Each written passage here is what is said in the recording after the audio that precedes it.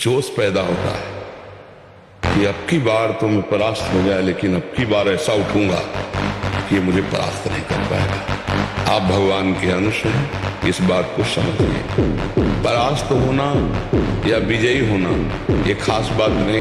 जो साधु जो साधक ऐसी स्थिति बना लेता है कि आज उत्पन्न हुई बालिका में और 16 वर्ष की बालिका में और 100 वर्ष की वृद्धा में समान चेष्टा रहती है, जैसे छोटी बच्ची अभी प्रकट हुई है, क्या विकार आएगा आपको?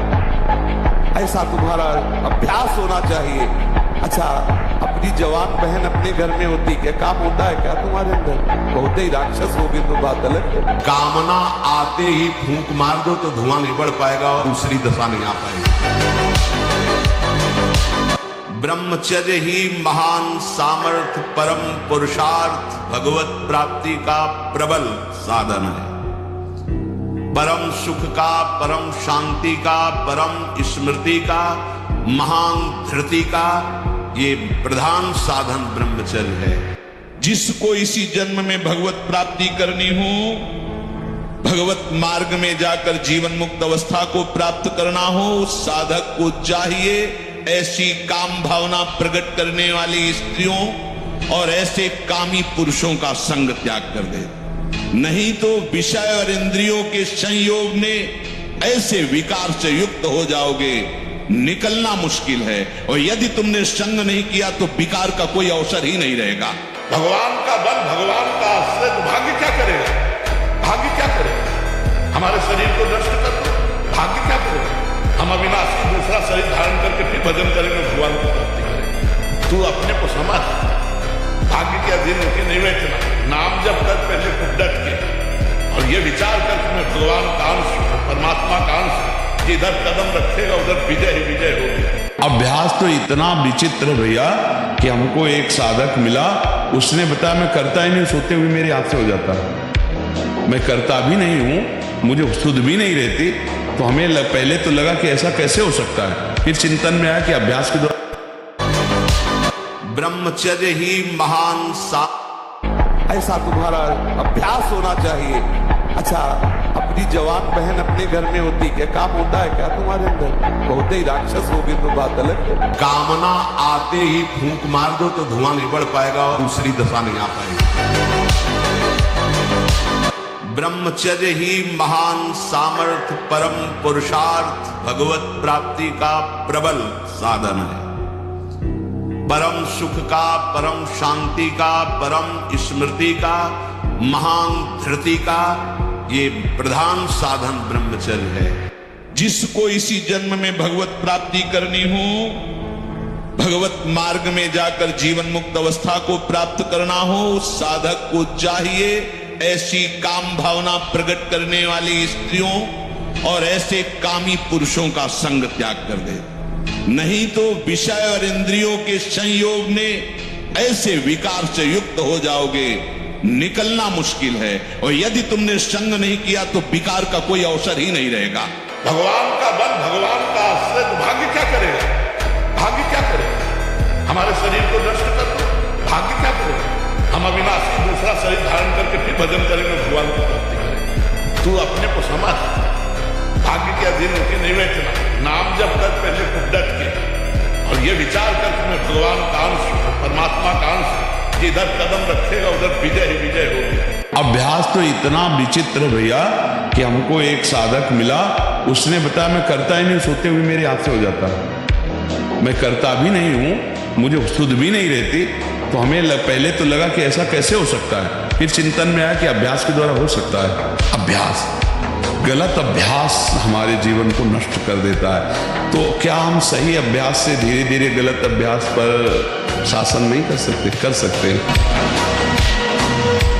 भोजन ठीक से पचता नहीं, मलबद्धता हो जाती, कब्जियत हो जाती है। परिणाम में बवासीर आदि कई तरह के रोग प्रकट हो जाते हैं। या तो नींद नहीं आने लगेगी, या फिर ऐसी आएगी कि घंटों, मतलब 8-10 घंटे सोए फिर भी उठे, फिर भी आलस्य, प्रमाद ये बना रहेगा।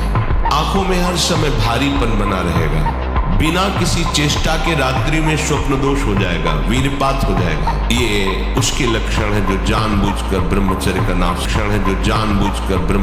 नाश करता है। मुख से दुर्गंध और शरीर से दुर्गंध आने लगती है, जो अपनी इस ब्रह्मचर्य शक्ति का नाश करता है, दुर्गंध युक्त शरीर हो जाता है। नाक के किनारे ऐसी हल्की हल्की झाई आने लगती है, ऐसे यहाँ हल्की हल्की झाइयां पड़ने लगती, काले दाग जिन्हें कहते हैं, ये चिन्ह है ब्रह्मचर्य का नाश करने का।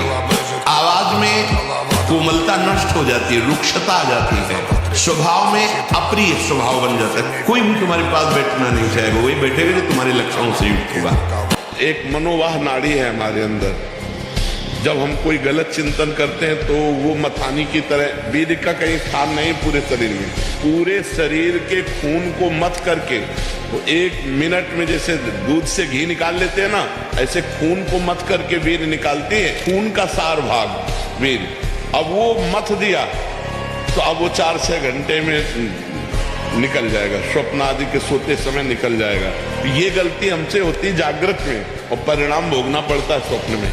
इसी अंग का जब हम बार बार उसका प्रयोग करते तो उसका स्वभाव बन जाता है। जैसे हम हाथ में आज हम दंड बैठक लगावे तो दर्द होगा, लेकिन वो रोज लगावे तो उसका अभ्यास हमसे होती है जागृत में, और परिणाम भोगना पड़ता है स्वप्न में।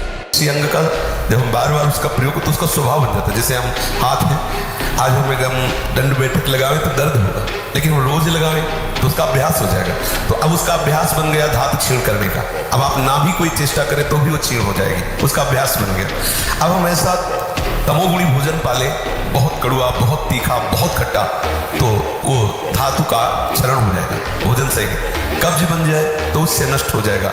गलत चिंतन हो जाए, जैसे स्वप्न में गलत चिंतन हुआ तो जागृत में उसका परिणाम मिलता है। कई तरह के ऐसे दोष हैं जिनमें हम इन दोषों से अपने आप को नहीं बचा पाते। ब्रह्मचर्य प्रत्येक मार्ग के लिए बहुत सुंदर नींव है, चाहे वो गृहस्थ में जाए, चाहे किसी खेल में जाए, किसी का। गांव में पहले तो 10-20 पहलवान होते ही थे, अब समय बदल गया है, हमारी राष्ट्र सेवा में है। तो अगर ब्रह्मचर्य तो स्मृतिवान है, धैर्यवान है, बलवान है, तभी वो राष्ट्र सेवा में लग पाएगा। ब्रह्मचारी मतलब आग, ब्रह्मचर्य मतलब आग। आप सच्ची समझो, आग। पैर ऐसे पड़े जैसे आग में पैर पड़ते। आग में पैर कैसे पड़ते? ऐसे ब्रह्मचारी चलता है। क्या है? जैसे कि लहरी नहीं एकदम चिलचिलाती है, ऐसे ब्रह्मचर्य का जीवन होता है।